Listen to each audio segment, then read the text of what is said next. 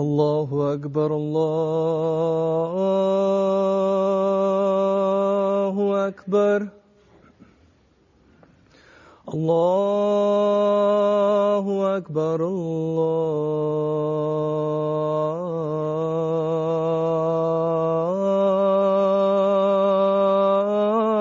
الله أكبر أشهد أن لا إله إلا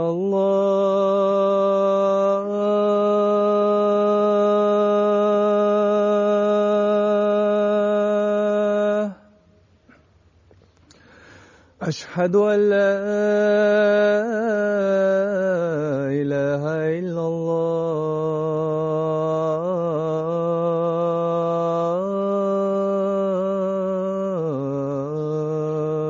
الله أشهد أن محمدًا رسول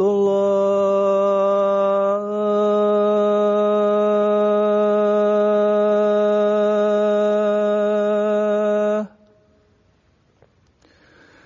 أشهد أن محمدًا رسول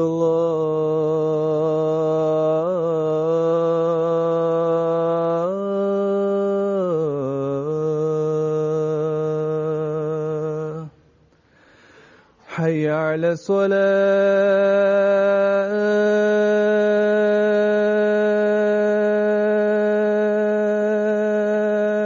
الصلاة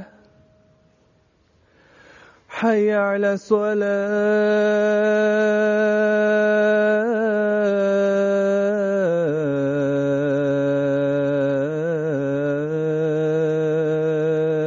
الصلاة حي على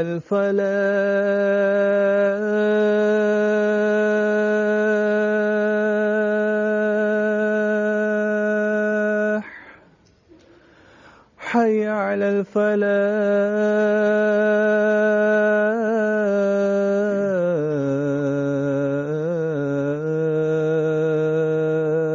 الفلاح الله أكبر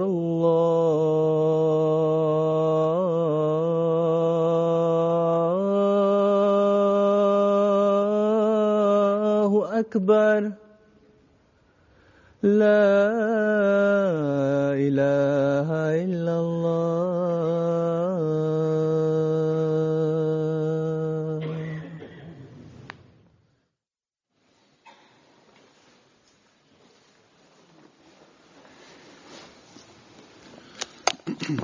السلام عليكم ورحمة الله.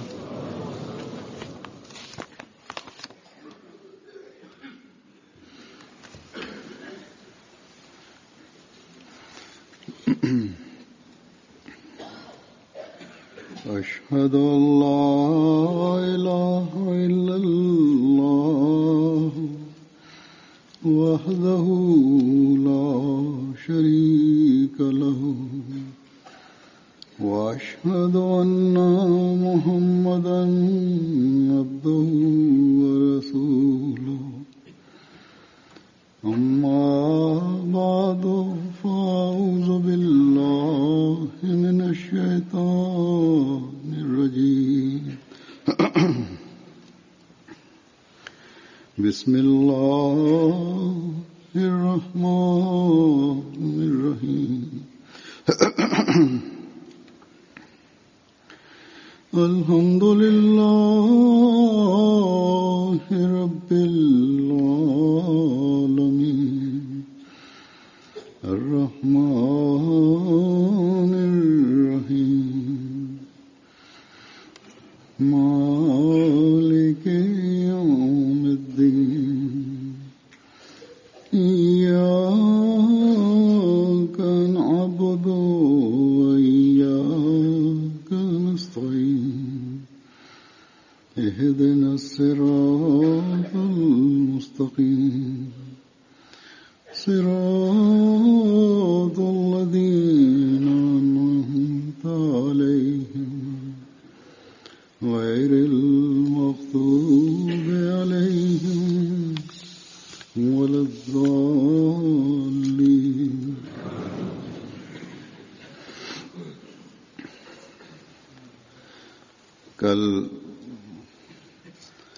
यानी गुज़श्ता कल 20 फरवरी का दिन गुजरा है। Бисмиллахир-Рахманир-Рахим. जमात में Хазур говорит, вчера было 20 февраля, и этот день в общине имеет особую важность в связи с предсказанием обетованного Мессии мир ему о Хазрате, обетованном реформаторе, да будет доволен им Аллах, в котором была дарована весть о рождении праведного, богобоязненного сына, обладающего и многими другими качествами.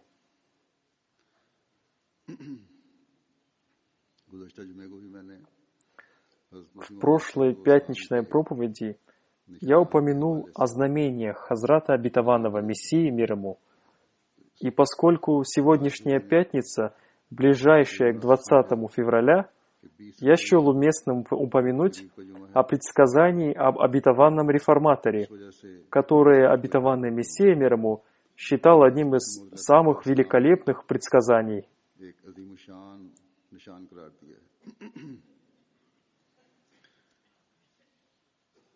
मोतरज़ीन के जवाब में आपने फरमाया, ये वज़ाहत फरमाई कि तुम एतराज़ तो करते हो, Отвечая обвиняющим, लेकिन ये Хазрат обетованный Мессия мир ему сказал: «Вы просто обвиняете, कि ऐसी но сделать такое предсказание выше человеческих сил». पेशगोई नहीं की जाएगी, बल्कि ऐसी Хазур говорит, बात का हामिल बेटा होने это не просто предсказание о рождении сына, का भी होगा, более того, это предсказание о рождении сына, обладающего многими качествами, и о том, что он проживет долгую жизнь и родится при его жизни. की नज़र से देखा जाए И он сказал, что если посмотреть на это объявление глубоко и по справедливости, то не может быть никакого сомнения, что это является Божьим знамением.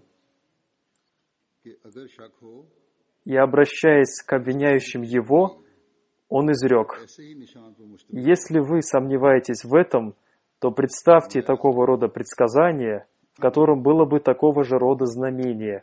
इस जगह आंखें На него надо посмотреть с открытыми глазами. सिर्फ पेशगोई नहीं, Оно является не только предсказанием, но и более того, оно является небесным знамением». जैसा कि आपकी बेसत का मकसद थी, Хазур говорит, नीयत и поскольку цель его воздвижения состояла в подтверждении истинности ислама и в том, чтобы доказать превосходство святого пророка, мир и благословение Аллаха да пребывает с ним, над всеми пророками, поэтому, представляя это предсказание и знамение, он не сказал, что оно является доказательством моей истинности.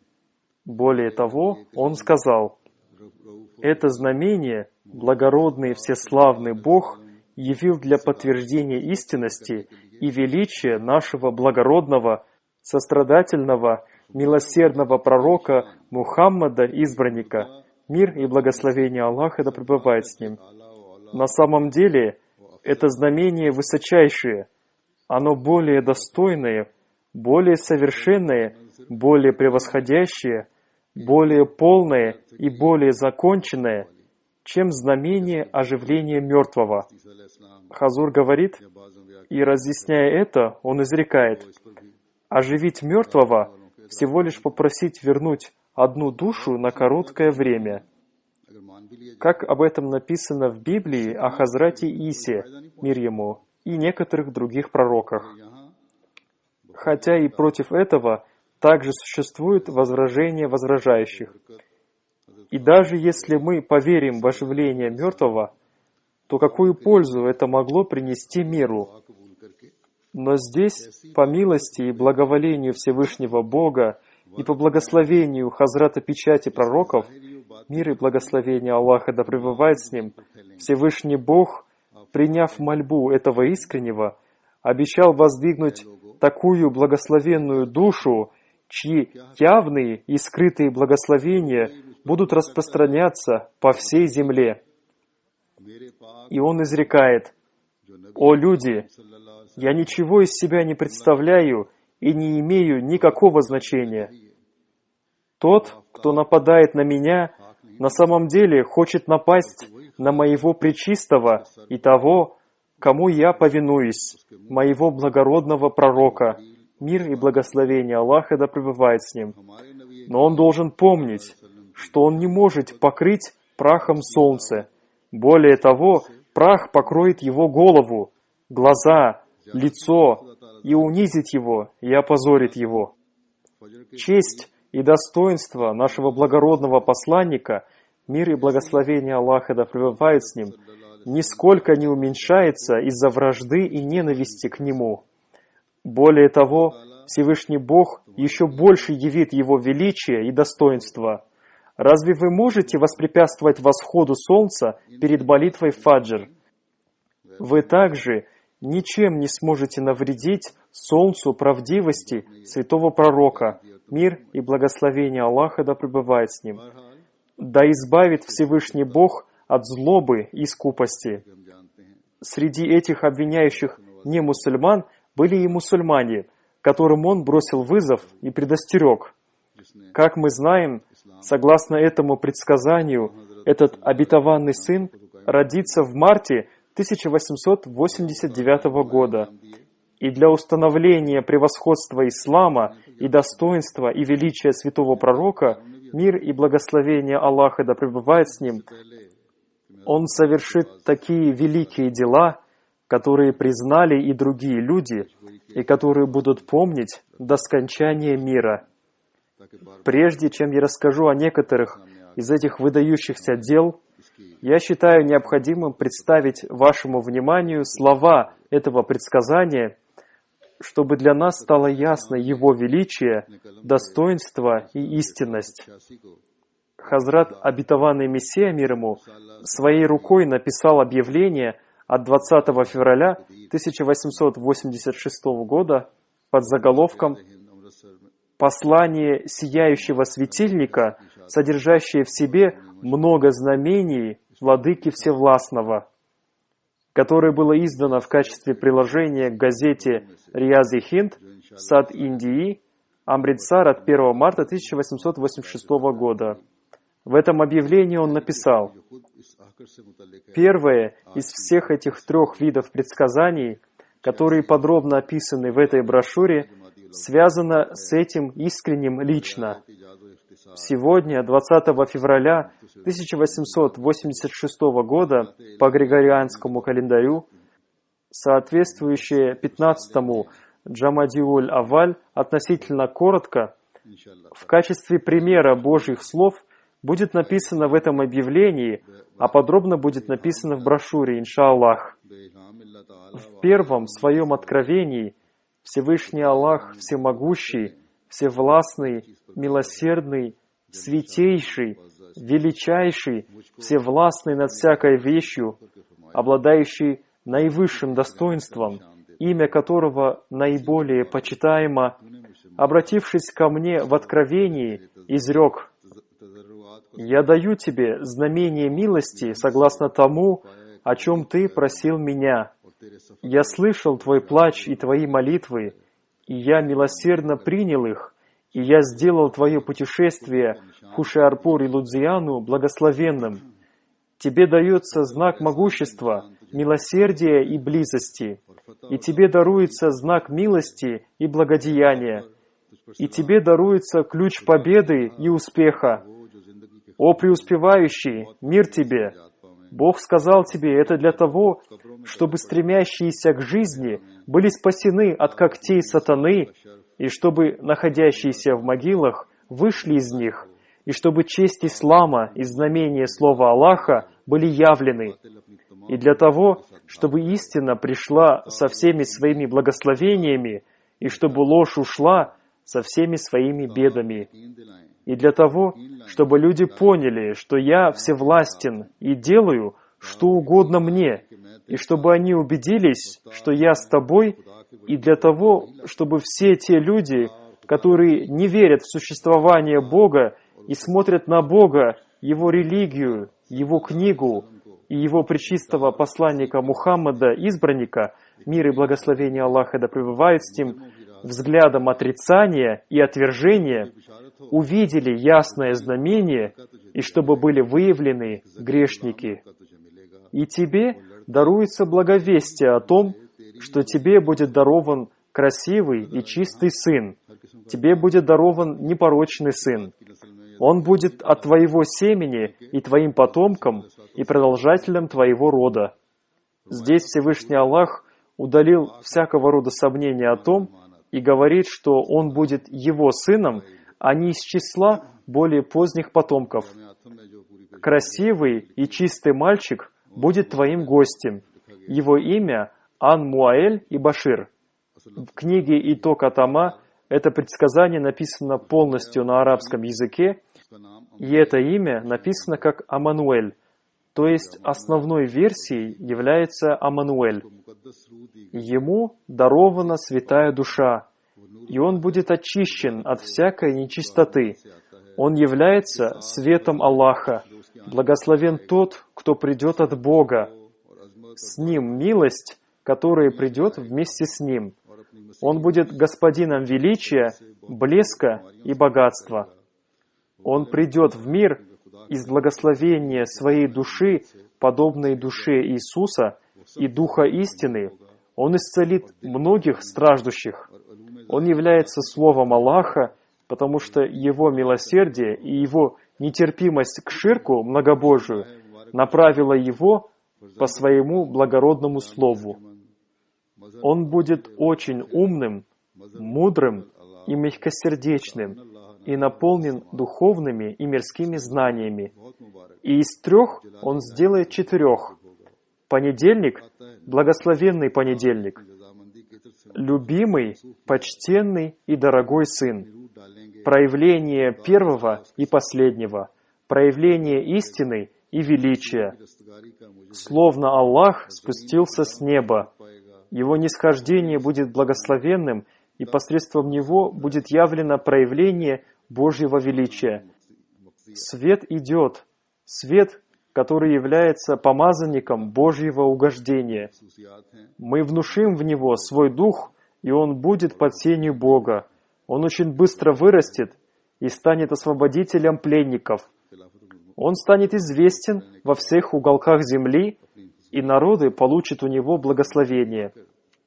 И тогда его душа достигнет предела жизни и будет взята на небо. И это решено. Как я уже сказал, это те качества, которыми должен был обладать этот обетованный сын. И мир увидел, что этот сын родился, и 52 года он восседал на троне халифата, подтвердил все эти качества и покинул этот мир. Если поглубже посмотреть на эти качества и проанализировать жизнь Хазрата Мирзы Башируддина Махмуда Ахмада, второго халифа обетованного Мессии, да будет доволен им Аллах, то об этом можно и нужно написать много книг, потому что только одно выступление или одна пятничная проповедь не может охватить всей жизни обетованного реформатора и его выдающиеся дела. В общине в этот день, 20 февраля, проводится собрание, и все выступающие и богословы в соответствии со своими знаниями и интересами рассказывают что-либо на эту тему. Я сам неоднократно делал выступления на эту тему. Так же, как и Хазрат третий халиф обетованного Мессии и 4-й халиф обетованного Мессии. Но мы не можем сказать, что мы полностью охватили жизнь обетованного реформатора и предсказания о нем, и все стало понятно каждому. Поэтому сегодня я тоже расскажу некоторые вещи в связи с этим предсказанием и жизнью Хазрата обетованного реформатора. Точнее, об одном-двух аспектах этого предсказания. То есть расскажу о том, какое впечатление на людей произвело его знание и его понимание Бога. Перед этим я хочу дать краткий анализ книг, лекций и выступлений Хазрата обетованного реформатора. В то время еще не была организована упорядоченная система записей, но некоторые его выступления были записаны людьми, которые могут быстро писать, иногда полностью, иногда кратко, а иногда они не могли этого сделать. Как бы то ни было, собрание книг, лекций, выступлений Хазрата Обетованного Реформатора издает фонд Фазли Умар под названием Анвар Улум. К настоящему времени уже издано 24 тома, и они включили в себя 633 лекции, выступлений и книг. У фонда Фазли Умар существует план, и они предполагают издать в общей сложности 32 тома. И таким образом в эти 32 тома будет включено около 850 его лекций, выступлений и книг. Как я уже сказал, 24 тома уже изданы, из 25 по 29 тома уже готовы, но еще не изданы. И в них включены 163 книги, лекций и выступлений. И после этого останется еще 3 тома, и таким образом всего будет издано около 850 книг, лекций, выступлений и даже больше. Есть еще его пятничные проповеди и проповеди Ида, 2 праздников, и проповеди Никаха. Список, который мне предоставлен, включает их общее количество 2076. В собрании проповеди Махмуда издано уже 28 тома, и в них содержится 1602 проповеди. А его пятничные проповеди с 1948 по 1959 года будут изданы в томах с 29 по 39 в течение этого года. В них будет около 500 его пятничных проповедей. Это был общий краткий обзор его трудов, связанных со знанием. Если прослушать каждую его хутбу, каждое его выступление и каждую его лекцию, то можно увидеть, как в них нанизаны жемчуга знаний и понимания Бога, и как в них текут ручьи знаний. Хазрат, третий халиф обетованного Мессии, тоже представил анализ одного его качества и наполнен духовными и мирскими знаниями, о котором говорится в предсказании о нем. Эта тема очень обширна, и даже если рассказывать об этом долго, то все равно она останется неисчерпанной. В этой связи Хазрат, третий халиф обетованного Мессии, сказал: в этой связи, во-первых, есть его Тафсир Кабир, который является таким удивительным тафсиром, что если кто-то внимательно прочитает какую-то его часть, то он будет вынужден признаться в том, что если в мире родился бы какой-то святой человек, имеющий связь с Богом, и он мог бы опубликовать эту часть толкования Священного Корана, то этого было бы достаточно, чтобы сделать его в глазах мира одним из самых святейших людей. Хазур поясняет, и это не все. Он написал еще много книг о Священном Коране. Я думаю, что он написал на тему толкования Священного Корана от 8 до 10 тысяч страниц. В настоящее время Тафсир Кабир, который издан в 10 томах, включает около 6 тысяч страниц. И кроме этого существуют его заметки, краткие записи к сурам и разные его выступления, в которых он дал толкование Священного Корана. В соответствии с анализом третьего халифа обетованного Мессии, Хазрат, второй халиф обетованного Мессии, написал на тему Калама, отличительных особенностей нашего вероучения. В 10 томах Тафсире Кабир дается толкование первых 2 сур, суры Аль-Фатиха и суры Аль-Бакара, затем суры Юнус и Дуалян Кабут, то есть с 10 по 29 суру, потом суры Ан-Наба по суру Ан-Нас, то есть всего дано толкование 59 сур. И этот тафсир написан на 6000 страницах очень мелким почерком. И если этот текст напечатать современным шрифтом, то это составит от 10 до 12 тысяч страниц. Скоро появится новое издание Тафсира Кабира. И таким образом, из 114 сур Священного Корана, толкования 55 сур в нем нет. Кроме 10 книг и брошюр, посвященных теме Калама, есть еще 31 книга и брошюра на темы духовности, исламской нравственности, исламского вероучения. И он написал 13 книг и брошюр на темы, посвященные жизни и качествам святого пророка, мир и благословение Аллаха да пребывает с ним, и обетованного Мессии, мир ему.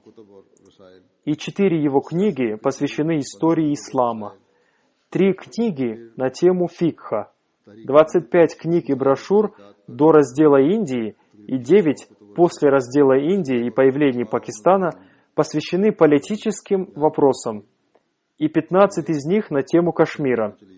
И он написал около 100 книг и брошюр, посвященных вопросам ахмадийского движения в исламе и его начинаниях.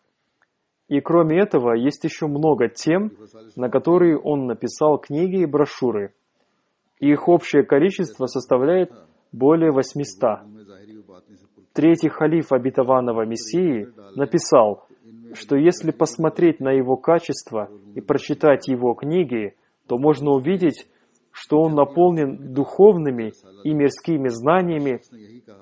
И очень интересно то, что когда бы он не написал какую-либо книгу или брошюру, то каждый говорил, что лучше этого написать невозможно. И когда бы ему не было поручено лидерство в политике, или он давал кому-то советы по вопросам политики, то даже самые большие его противники были вынуждены признаться в его бесподобных талантах. Говоря коротко, тема, связанная с его качествами, что он будет наполнен духовными и мирскими знаниями, является очень обширной темой, и мы не способны рассказать даже об 1/1000 части ее. И как сказал третий халиф обетованного Мессии, только толкование им священного Корана является достаточным, чтобы доказать его высокий статус. Безусловно, это толкование священного Корана указало новый путь и раскрыло глубокий секрет знания и понимания Бога. И это навсегда останется отличительной особенностью обетованного реформатора. Сейчас я представлю вашему вниманию комментарии некоторых людей о его толковании священного Корана. Аллама Нияз Фатихпури, который не был мусульманином Ахмади, в одном письме, адресованном Хазрату обетованному реформатору, написал: «В эти дни я читаю 3-й том Тафсири Кабир и глубоко и внимательно изучаю его. Нет никакого сомнения в том, что вы дали толкование Корана под совершенно новым углом зрения. И такого рода толкования Корана еще не было. В этом тафсире гармонично соединилась глубина знаний и искусство передачи этих знаний другим. Ваше необъятное море знаний и широкие взгляды и необыкновенная глубина, сила мысли и мудрость, и ваши красивые доводы видны в каждом слове этого тафсира.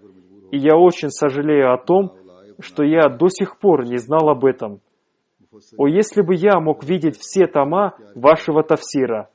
Вчера, когда я читал ваше толкование суры Худ и узнал ваше мнение о Хазрате Лоте, мир ему, и то, какое вы дали толкование словам «это дочери мои», мое сердце испытало радость, и я не мог удержать себя от того, чтобы не написать вам письмо.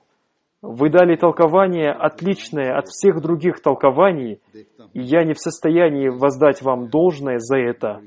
Пусть Всевышний Бог дарует вам долгую жизнь». Эту мольбу он возносил за него. Затем в другом письме Аллама Нияз Фатихпури написал: «У меня постоянно находится на виду Тафсири Кабир, и я всегда помню о нем и регулярно читаю его ночью. Каким я его нашел? Это требует подробных объяснений, но, по моему мнению, это первый тафсир священного Корана на языке урду, который может удовлетворить и успокоить человеческий разум.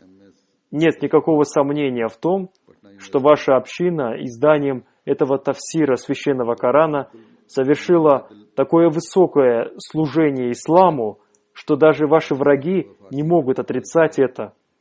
Уважаемый Ахтар Уринви Сахиб, имеющий степень магистра и декан факультета языка урду, относительно тафсира Кабир написал одно событие, свидетелем которого он был. «Я дал тафсире Кабир Хазрата второго халифа обетованного Мессии том за томом профессору Абдуль-Манану Бедиль, бывшему декану факультета языка фарси Патна колледжа и в настоящее время ректора Шабина колледжа города Патна. Этот тафсир произвел на него такое сильное впечатление, что несколько томов этого тафсира он дал богословам арабского медресе Шамсуль-Худа в Патна. И в один из дней он пригласил несколько шейхов и спросил их мнение о тафсире Кабир. Один шейх сказал: «На языке фарси нет ни одного толкования, похожего на него». Профессор Абдуль-Манам спросил: «А что вы думаете о толкованиях на арабском языке?» Шейхи промолчали, а через некоторое время один из них сказал: «Все толкования на арабском языке недоступны в Патне. Правильное мнение может появиться только после прочтения всех тафсиров Священного Корана в Египте и Сирии». И профессор Абдуль-Манам упомянул о прежних толкованиях на арабском языке и сказал: «Нет ни одного толкования на любом языке, который был бы равен толкованию Мирзы Махмуда. Попросите прислать вам все современные толкования из Египта и Сирии, прочитайте их, и через несколько месяцев мы поговорим об этом». Шейхи ничего не сказали в ответ на это. Джафар Хусейн, адвокат, после одного короткого письма редактору газеты «Сидхи Джадид» «Современная правда» прислал ему подробную статью, в которой он написал: «В процессе обретения Дарус-Салам, обители ислама, когда меня заключили в тюрьму, на третий день мне в письменном виде была представлена причина моего заключения под стражу. В нем были мои высказывания за последние 3-4 года, и я был обвинен в том, что я хочу осуществить переворот, свергнуть правительство Индии и установить исламскую власть. Я был очень удивлен. Я маленький человек, а против меня выдвинуто обвинение высокое с гору. Но постепенно я понял, что такой вывод был сделан из моих выступлений. Я уже рассказал вам, что я был таким путешественником, который знал свою конечную цель, но не знает путей. Все мусульманские организации, были ли это Анджуман Иттихад Муслимин, Организация мусульманского единства или какая-то другая организация, находились в таком состоянии. На следующий день я начал читать тафсире Кабир, который был у меня с собой. И в этом толковании Корана я нашел ислам, наполненный жизнью. Хазур поясняет, он еще не был мусульманином Ахмади. Далее он пишет: «В нем я нашел все то, что я искал. Прочитав тафсире Кабир, я как будто впервые по-настоящему познакомился со священным Кораном.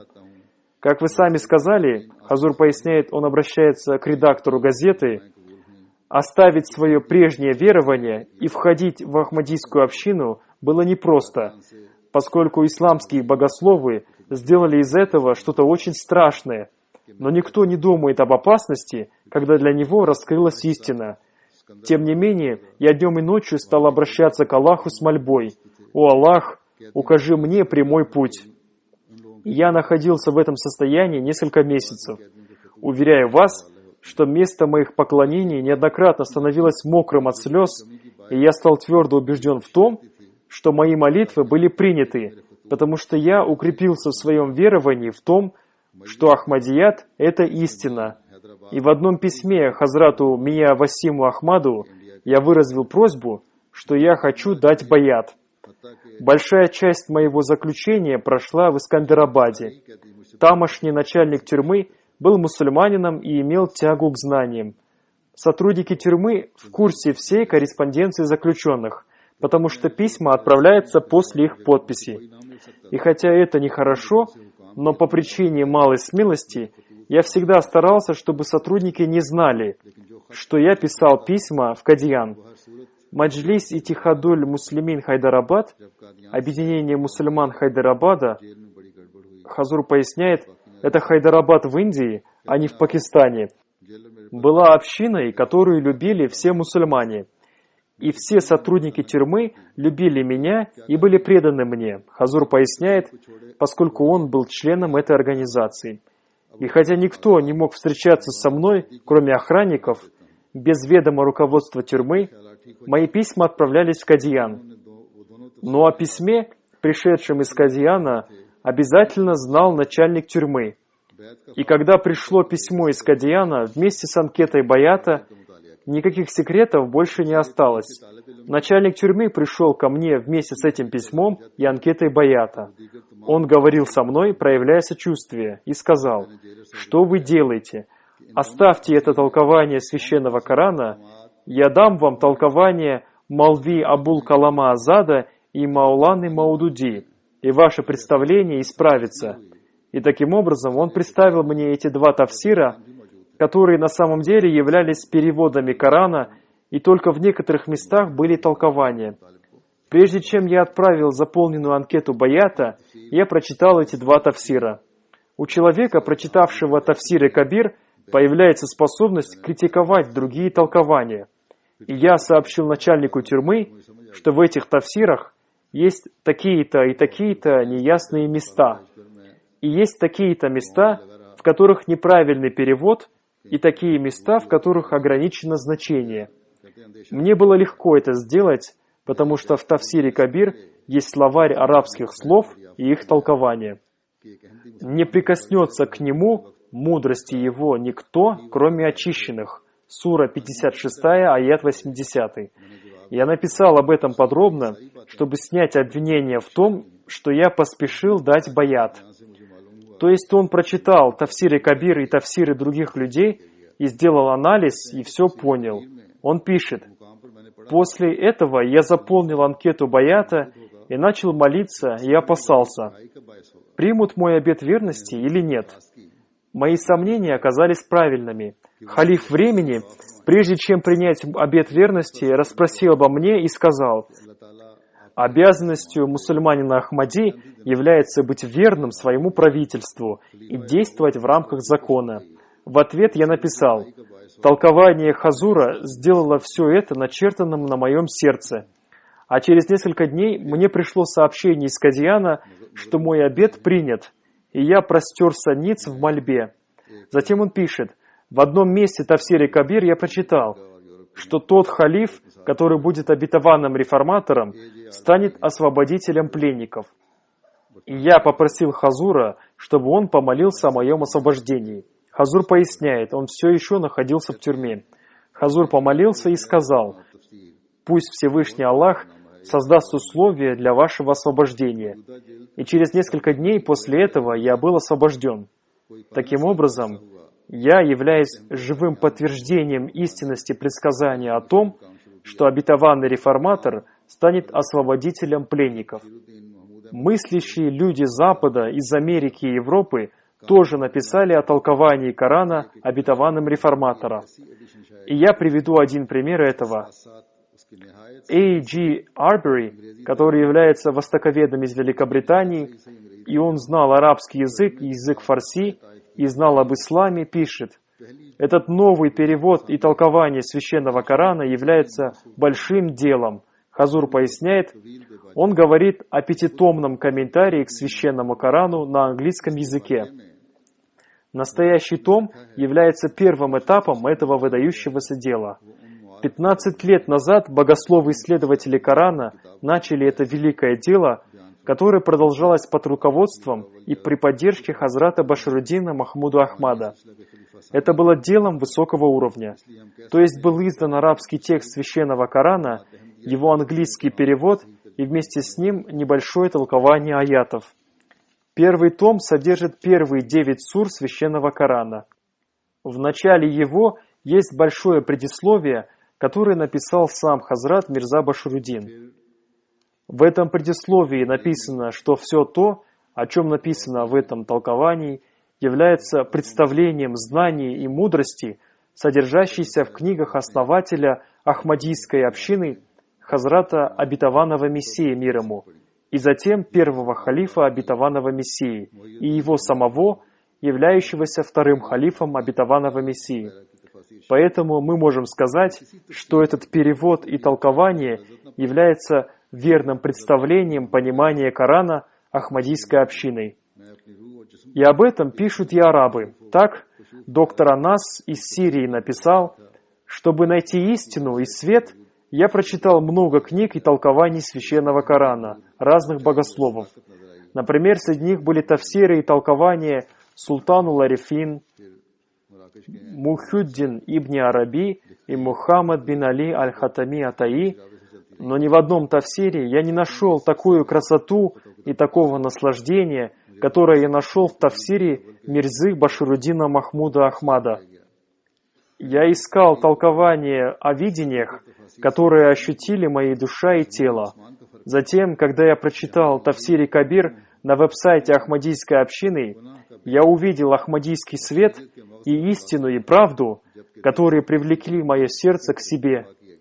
Дальше я приведу некоторые примеры признания глубины его знаний и того, какие впечатления произвели его лекции. Наш вождь, Хазрат Обетованный Реформатор, откликнулся на просьбу Лиги литераторов Пенджаба, которые представляли Пенджабский университет, и согласился прочитать 2 лекции. Первая лекция, согласно плану, была прочитана 31 мая 1934 года в зале YMCA Hall на улице MAA Road в Лахоре. Ее тема «Статус арабского языка среди языков мира». Председателем этого мероприятия был доктор Баракат Али Курейши, магистр и ректор Исламия колледжа в Лахоре. Лекция продолжалась 1,5 часа, и все присутствующие слушали ее очень внимательно. В заключении этого мероприятия уважаемый председатель поблагодарил Хазура и обратил внимание присутствующих на то, что они получили пользу от этой лекции, и выразил желание в будущем услышать еще такие лекции. Среди присутствующих были представители интеллектуальных кругов, представляющие различные школы мысли. Среди присутствующих был уважаемый Лала Канвар Сен, бывший главный судья Кашмира, сын уважаемого Лала Бимасена. После выступления второго халифа обетованного Мессии и слов председателя этого мероприятия, он выразил свою благодарность. Выступая на английском языке, он сказал: «Я был очень рад услышать сегодня очень интересную и прекрасную лекцию на тему важности и превосходства арабского языка. Когда я пришел, я думал, что лекция будет рассказана традиционным образом. А как они рассказывали? Известен такой случай. Когда одного араба спросили, в чем превосходство арабского языка, он ответил: арабский язык имеет превосходство по 3 причинам. Во-первых, я житель Аравии. Во-вторых, это язык священного Корана. А в-третьих, в раю будут разговаривать по-арабски. И я думал, что, вероятно, сегодня будет рассказано о такого же роде превосходства арабского языка. Но лекция, которая была прочитана, обладала достоинством знания и основывалась на философии арабского языка. Я твердо уверяю уважаемого Мирзу Сахиба, что я слушал каждую букву его лекции с полным вниманием и глубоким размышлением. И я получил большую пользу и удовлетворение от этого. И я надеюсь, что эта лекция оставит свои следы на моем сердце на долгое время. Теперь, говорит Хазур, я расскажу о впечатлениях Саеда Абдуль-Кадира Сахиба Магистра, проректора Исламия колледжа в Лахоре.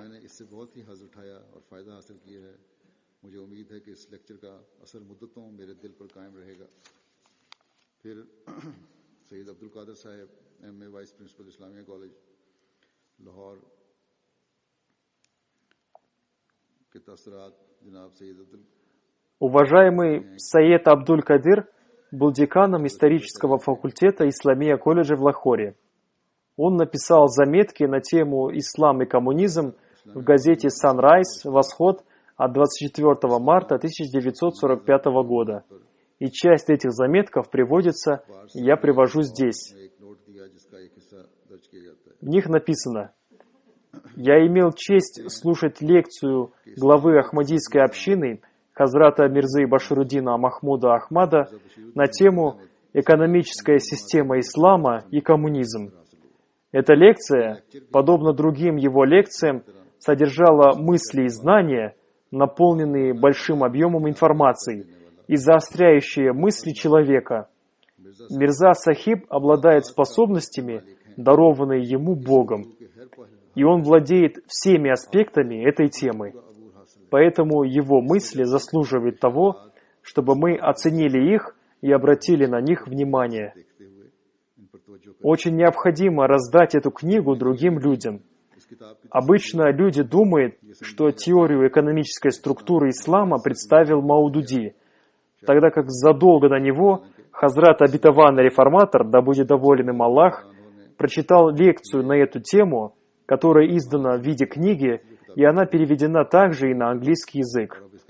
И знающие английский язык мусульмане Ахмади должны обязательно ее прочитать, и ее обязательно должны прочитать люди, имеющие интерес к экономике. Затем есть выступление председателя этого мероприятия, на котором была произнесена эта лекция. Он сказал: «Я считаю себя очень счастливым человеком, потому что я имел возможность услышать такую ценную лекцию. И я очень рад тому, что ахмадийская община развивается, и не просто развивается, а развивается очень успешно. В выступлении, которое вы только что слышали, Хазур рассказал новые и очень ценные вещи.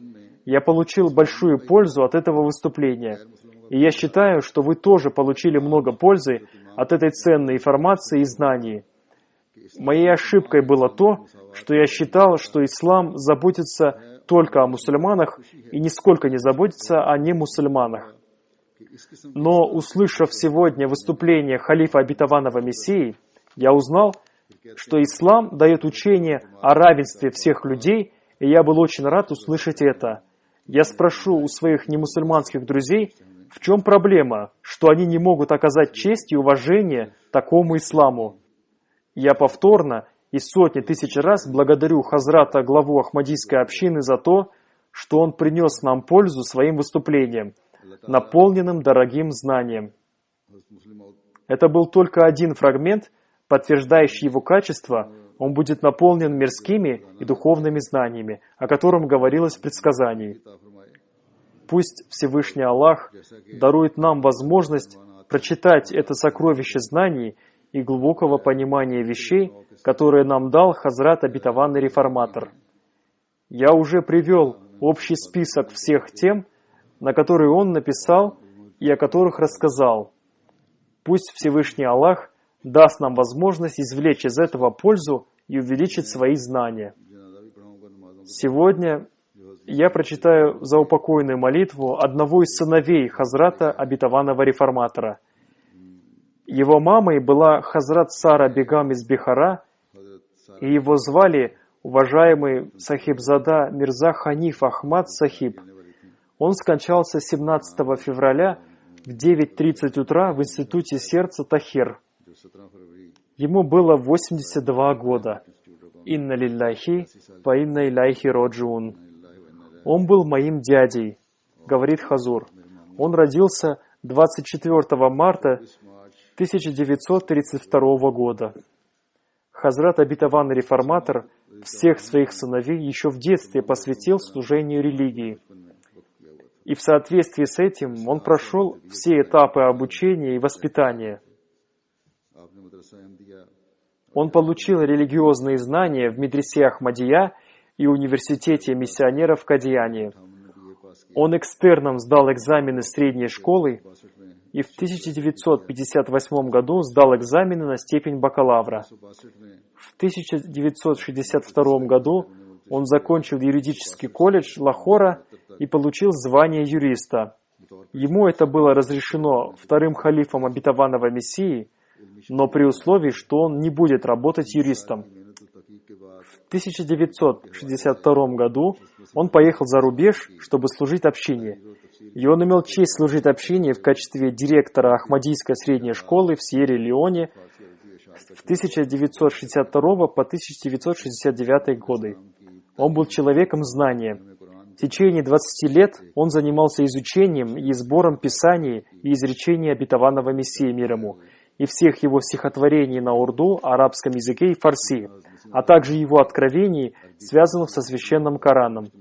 Он собрал их и издал в 2004 году в виде одной большой по объему книги, которая была прекрасно издана под заголовком «Учение Хазрата обетованного Мессии мир ему о понимании священного Корана». Также он издал книги, в которых были собраны стихотворения обетованного Мессии мир ему на арабском, фарси и урду под названием «Сочинение Мессии». Это прекрасная книга. Он женился в 1959 году на дочери уважаемого Саеда Зайнуль Абедина Валиулы Шах Сахиба, который был дедушкой 4-го халифа обетованного Мессии. Ее зовут Тахир Бегам. У них родилось 4 детей. Его сын Мирза Сулейман Ахмад живет в США, и еще 3 дочерей. Первая Аматуля Мумин Хина, которая является женой Халида Таслим Ахмада из Рабвы. Вторая дочь Мина Мубарака, жена Мирзы Ахсана Ахмада. Еще одна дочь, жена Абдус-Сами Фаруха Ахмада Хана. Его жена сообщила, когда он работал в Сьерра-Леоне в школе, там впервые в Ахмадийской школе был построен исследовательский корпус. И он целый день проводил там, следя за ходом строительства этого корпуса. Мирза Сулейман Сахиб сообщает, что когда он был в Сьерра-Леоне, он встретился там с людьми, которые еще помнят, как напряженно трудился Сахибзада Мирза Ханиф Ахмад Сахиб, когда он там находился. Он очень заботился о сиротах и помогал им скрытно. Он очень заботился о своих друзьях и был предан им. После смерти своего близкого, любимого друга, он заботился о его детях, которые были еще маленькие. Он организовал их свадьбы и был очень хорошим другом. Он лучше всех из детей Хазрата обетованного реформатора владел языком фарси. Он прекрасно знал язык фарси. Он глубоко изучил книги обетованного Мессии мир ему, и по этой причине он смог написать книгу «Учение обетованного Мессии о понимании священного Корана». Потому что тот, кто не изучил бы глубоко книги Хазрата обетованного Мессии мир ему, тот не смог бы написать такую книгу. Он сам говорил, и его жена также мне сообщила, что некоторые, а скорее всего все книги обетованного Мессии мир ему, он прочитал от 20 до 25 раз. Он очень сильно любил Кадиян. Несмотря на то, что последние 4 года он был нездоров, тем не менее, последние 2 года он принимал участие в Джалсе Салана в Кадияне. Он твердо верил в мольбы. Его дочь сообщила мне, что однажды он рассказал ей события из жизни сподвижника святого пророка, мир и благословение Аллаха да пребывает с ним, который видел сон, в котором он умер и все больше и больше поднимался в духовных степенях. И он подумал, что его дела не были такими, чтобы его духовные степени росли. Но ему сообщили, что поскольку ты оставил очень праведное потомство, то они постоянно молятся за тебя. И поэтому ты день за днем поднимаешься в степенях. Поэтому он увещевал своих детей, чтобы они всегда молились за него. Пусть Аллах сделает так, чтобы его дети продолжали делать его добрые дела, и чтобы они стали подтверждающими ту мольбу, с которой взывал Хазрат обетованный Мессия мир ему за своих детей и за свою общину, и чтобы его дети и члены его общины стали такими, какими он хотел их видеть. Хазрат обетованный реформатор молился Всевышнему Аллаху, чтобы его потомки, поколение за поколением, находились под защитой Аллаха, и чтобы сатана никогда не смог коснуться их, и чтобы они всегда были отдающими предпочтение религии перед мирским. Пусть Всевышний Аллах простит Сахибзаду Мирзу Ханифа Ахмада Сахиба, будет милосерден к нему и возвысит его степенями в раю, и сделает так, чтобы его дети могли выполнять свои обязанности, будучи его потомками по крови. У нас с ним были очень крепкие отношения, и мы любили друг друга и до того, как я стал халифом, и после этого, но вместе с этим было проявление очень большого смирения, искренности и преданности. Да возвысит его Всевышний Аллах степенями в раю и дарует его потомкам возможность сохранить крепкую связь с Ахмадийским халифатом.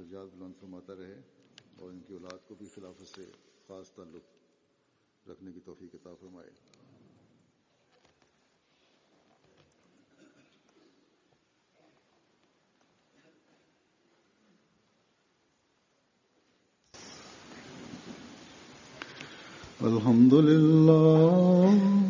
الحمد لله نحمده ونستعينه ونستغفره ونؤمن به ونتوكل عليه ونعوذ بالله من شرور أنفسنا ومن سيئات أعمالنا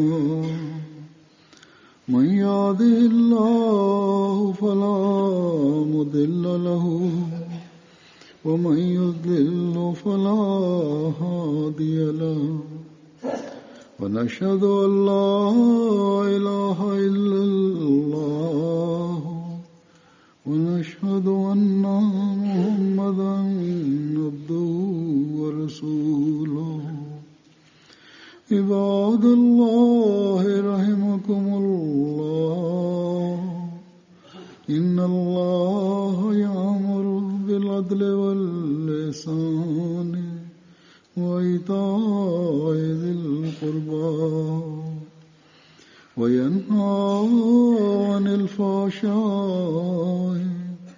والمنكر والبغي يعظكم لعلكم تذكرون اذكروا الله يذكركم وادعوه يستجب لكم ولذكر الله أكبر.